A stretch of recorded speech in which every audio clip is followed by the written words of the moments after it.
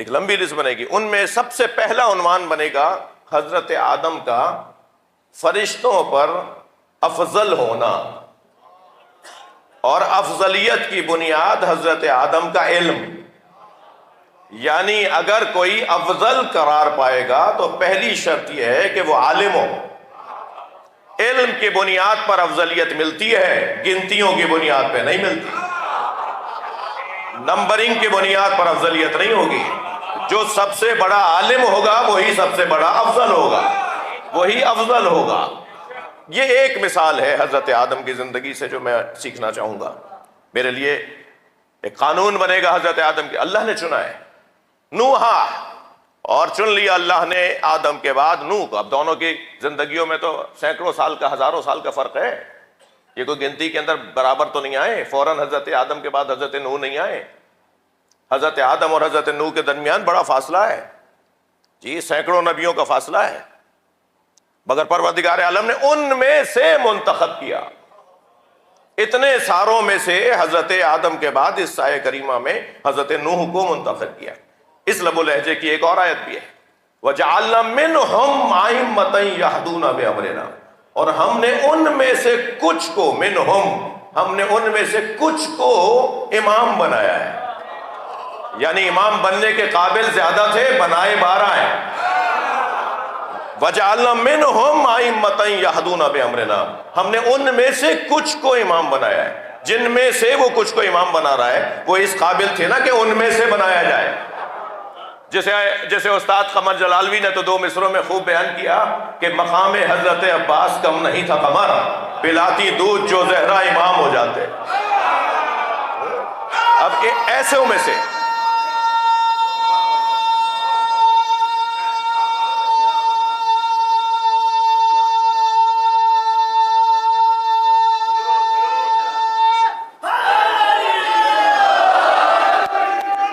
نعرے کا دورانیہ نا وقت دیکھ کر رکھو، آج ٹائم کم ہے. جب لمبا وقت ہو نا تو پھر روزہ ہر جملے پہ اتنا ہی لمبا لگانا نعرہ، مگر حالات دیکھ کر اپنے رویوں کو بدلنا ہوگا. صلوات پڑھیں ذرا محمد اللہ. تو اللہ نے چن لیا حضرت آدم کو، پھر حضرت نوح کو چن لیا. حضرت نوح کی زندگی سے ایک لمبی لسٹ بنے گی کہ کیا کیا سیکھا جا سکتا ہے. سیرت حضرت نوح امت مصطفیٰ کے لیے اللہ نے قرار دی ہے. دیکھو کیا ہوا ہے ان کے ساتھ، دیکھو کیا کیا انہوں نے. ایسے حالات میں کیا کیا جاتا ہے، جب ایسا ہو تو پھر کیا کیا جاتا ہے. حضرت نوح نے کشتی بنائی، اور کشتی نجات کا ذریعہ بنی، اور نجات اسے ملی جو کشتی میں سوار ہوا. نہ رشتہ داری کی بنیاد پر نجات، نہ ساتھ بیٹھنے کی بنیاد پر نجات. نجات تو جب ملے گی جب کشتی میں سوار ہو جاؤ گے. ادھر حضرت نوح علیہ السلام کی کشتی اللہ نے اپنی آنکھوں کے سامنے بنوائی ہے. قرآن میں آیت ہے کہ ہماری آنکھوں کے سامنے یہ کشتی بناؤ. یہ فلک النجات جو ہے، یہ سفینہ نجات جو ہے، یہ ہماری آنکھوں کے سامنے بناؤ. اللہ کی نظارت میں کشتی بنی ہے، اور جب کشتی بن گئی تو جو سوار ہوا وہ بچا، جو سوار نہیں ہوا چاہے وہ بیوی ہو یا بیٹا، وہ بیوی ہو تب بھی غرق ہو جائے گی، اور وہ بیٹا ہو تب بھی غرق ہو جائے گا. تو بھائی رشتہ داری سے کام نہیں چلے گا، اطاعت سے کام چلے گا. فرما برداری کرنے سے مسئلہ حل ہوگا. رشتہ داریوں کی بنیاد پر کام مسئلے کا حل نہیں نکلے گا. اور سوار ہوتا رہا، پہاڑ پہ چڑھتا رہا، اور حضرت نوح آواز دیتے رہے کہ آؤ سوار ہو جاؤ. تو کہنے لگا کہ مجھے تو یہ جبل بچا لے گا، مجھے تو یہ پہاڑ بچا لے گا، یہ پانی سے مجھے پہاڑ بچا لے گا. اور جیسے جیسے پانی بڑھتا رہا یہ بھی اوپر چڑھتا رہا، جیسے جیسے پانی بڑھتا رہا یہ اور اوپر چڑھتا رہا. آخر پہاڑی کی چوٹی پہ جا کھڑا ہوا. پھر حضرت نوح نے آواز لگائی کہ آ جاؤ سوار ہو جاؤ. کہا نہیں، میں نہیں سوار ہونا چاہتا، مجھے پہاڑ بچا لے گا. مجھے تو لگتا ہے پہاڑ کو ڈوبنا نہیں تھا، اس کی وجہ سے پہاڑ بھی ڈوب گیا. مضمون بہت روشن ہے آپ کے سامنے. حضرت نوح کی زندگی ہمارے لیے پروردگار عالم نے ایک مثالی زندگی قرار دی ہے. اللہ نے چن لیا حضرت آدم کو، چن لیا حضرت نوح کو، اور پھر اللہ قرآن مجید میں ارشاد فرما رہا ہے آل ابراہیم. وہاں حضرت آدم کو چنا، ان کی اولاد کو نہیں. وہاں حضرت نوح کو چنا، ان کی اولاد کو نہیں. حضرت آدم کی اولاد، کیونکہ بھائی بھائی کو مارے گا تو قاتلوں کو تو منتخب نہیں کیا جاتا. یعنی قاتل تو منتخب نہیں ہوگا، تو اللہ نے انتخاب نہیں کیا، اپنا امت کا، انسانوں کا بڑا نہیں بنایا۔ اسی طرح حضرت نوح علیہ السلام کی اولاد کیونکہ مسلسل نافرمانی میں مبتلا تھی، تو حضرت نوح کی اولاد کو منتخب نہیں کیا اللہ نے حضرت ابراہیم کی اولاد کو منتخب کیا، وآل ابراہیم علیہ السلام کی اولاد۔ اور پھر چوتھا انتخاب جو ہے وآل عمران، وہاں بھی آل کو منتخب کیا ہے۔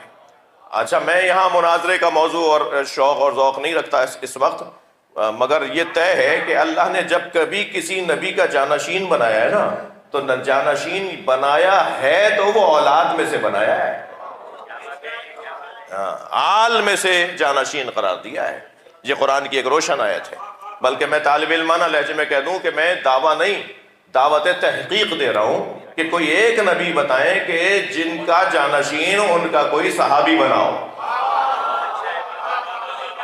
میں طالب علم ہوں، سیکھنا چاہتا ہوں، ہر نبی کا جانشین ان کی اولاد میں سے بنا ہے۔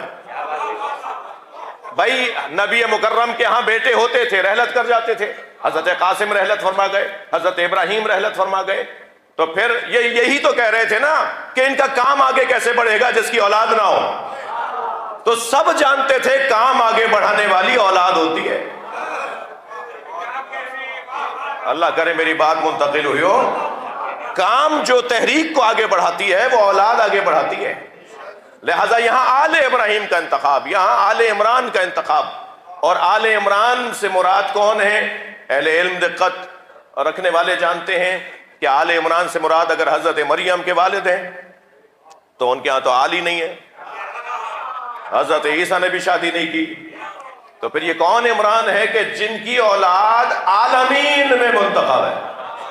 وہ عمران وہی ہے۔ اچھا پھر آیت آگے جا کے کہہ رہی ہے ذریتن بعضھا من بعض، ہم نے بعض کی اولاد کو بعض کی اولاد بنا دیا۔ یہ کہاں ہوتا ہے بھائی؟ سہیل شاہ کی اولاد سہیل شاہ کے بھائی کی اولاد تو نہیں کہلائے گی؟ جی ایسا ہی ہے یا نہیں؟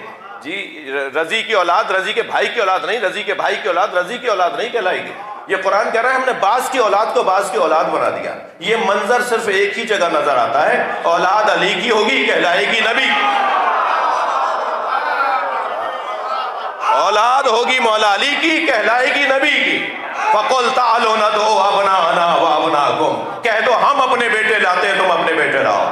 نبی اپنے بیٹوں کی جگہ جنہیں لے کے گئے وہ علی کے بیٹے ہیں۔ اور مولا علی علیہ السلام نے تو ایک منزل پر خط لکھ دیا تھا، شام سے خط آیا تھا اس کے جواب میں، اس میں مولا فرماتے ہیں وَسِبْتَ أَحْمَدٍ وَلَدَايَ مِنْهَا، میں نبی کے دو بیٹوں کا باپ ہوں۔ کیا خوبصورت تعبیر ہے، میں نبی کے دو بیٹوں کا باپ ہوں۔ منتخب کر لیا اللہ نے ان ہستیوں کو ہماری بہتری کے لیے، تاکہ ان کے اوپر غور کریں، ان کی سیرت پر غور کریں۔ مگر ضرورت ہم سب کی ہے کہ کسی کو سامنے رکھ کر ہم اپنی زندگیوں کو بہتر بنائیں۔ یہ کوئی کم بات ہے کہ جس کے علی اکبر کا جنازہ گنج شہیدہ میں لا کے رکھ دیا گیا ہو، جنہوں نے اپنے عباس کے کٹے ہوئے بازو اٹھا لیے ہو، جنہوں نے اپنے علی اصغر کے گلے پہ لگتا ہوا تیر دیکھ لیا ہو اور بہتے ہوئے خون کو اپنے چہرے پہ مل لیا ہو، وہ آخری وقت میں بھی جب خطبہ دے رہے ہیں اپنی شہادت سے کچھ پہلے، تو امت کی ہدایت کی بات کر رہے ہیں۔ میرے خون سے باز آ جاؤ، ہم علی دمائن سبقتھا، میں نے کیا کوئی خون ناحق بہایا ہے؟ ام علی سنت بدلتھا، کیا میں کسی سنت پر ہوں کہ جسے میں نے بدل دیا ہو؟ کیا میں نے سنت بدل دی؟ ام علی شریعت غیرتھا، کیا میں نے شریعت کو متغیر کر دیا؟ پھر مجھے کیوں مار رہے ہو؟ تمہیں یاد نہیں ہے کہ میں ہی تو وہ حسین ہوں جس کے ہاتھ میں جنت ہے؟ آپ نے فرمایا، میرے نانا نے جو فرمایا وہ کس کے لیے فرمایا تھا کہ ان الحسن والحسین سیدا شباب اہل جنہ، حسن حسین جوانان اہل جنت کے سردار، وہ حسین میں ہی تو ہوں جس کے ہاتھ میں جنت ہے۔ خبردار، باز آ جاؤ، اپنا نقصان نہیں کرو۔ لیکن جب کسی نے نہیں مانا تو حضرت نے یہ نہیں فرمایا کہ میں بیعت کر لیتا ہوں مجھے نہیں مانو، فرمایا ہے ہاتھ من ذلہ، ذلت ہم سے دور ہے، ہم ذلت کا ہمارے قریب آنے کا امکان ہی نہیں ہے، اور پھر اپنے بدن کے ٹکڑے ٹکڑے کروا لیے مگر اپنا نظریہ بچا لیا، جان دے دی۔ تو مجھے بتائیے کون ہے جو آب حیات پی کر آیا ہے؟ کون ہے جو آب حیات پی کر آیا ہے؟ جس مردے کو حضرت عیسیٰ نے زندہ کیا تھا وہ بھی اپنی اس دوسری زندگی کے 20 سال کے بعد مر گیا تھا، آج تک زندہ نہیں ہے حضرت عیسیٰ کا زندہ کیا ہوا۔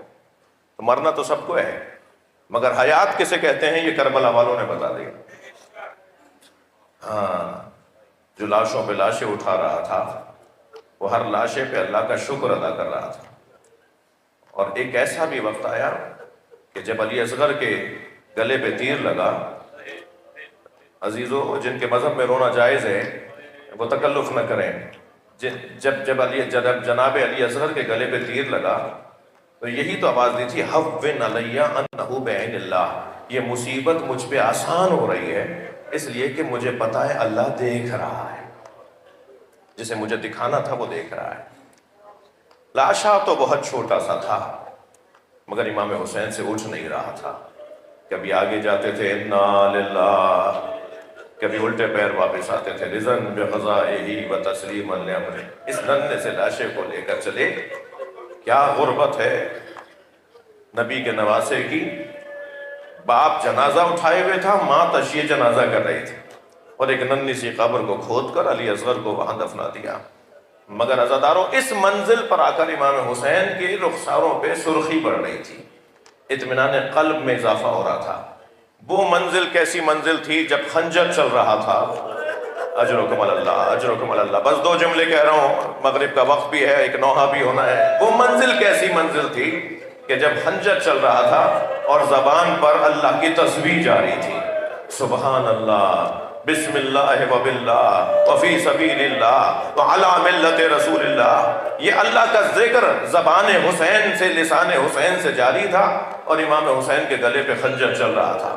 اور ایک بہن تھی جو ایک ٹیلے پہ کھڑی دیکھ رہی تھی، جو بار بار پکار رہی تھی کوئی ہے جو میرے ماں جائے کو بچائے، مگر جب کسی نے فریاد نہ سنی تو ایک مرتبہ اس بہن نے آواز دی، بھائی حسین یہ زینب تمہارے لیے آمادہ ہے۔ تو امام حسین نے اس وقت میں ایک اشارہ کیا تھا، زینب خیمے میں چلی جاؤ۔ یہاں خیمے میں گئی تو سیاہ آندھیاں چلنے لگی، زمین کربلا کو زلزلہ آنے لگا۔ یہ تنہا بہن کیا کرتی؟ اپنے بیمار بھتیجے کو اٹھایا، زین العابدین اٹھو دیکھو یہ آندھی کیسی ہے۔ کہ پھوپھی اماں ذرا خیمے کا پردہ ہٹائیے۔ اب جو خیمے کا پردہ ہٹا اور دیکھا کہ نیزے کی ہنی پر ایک کٹا ہوا سر ہے، تو آواز دے کر کہا السلام علیکہ یا ابا عبداللہ، اے فرزند رسول آپ پر ہمارا سلام، الا لعنت اللہ علی الظالمین۔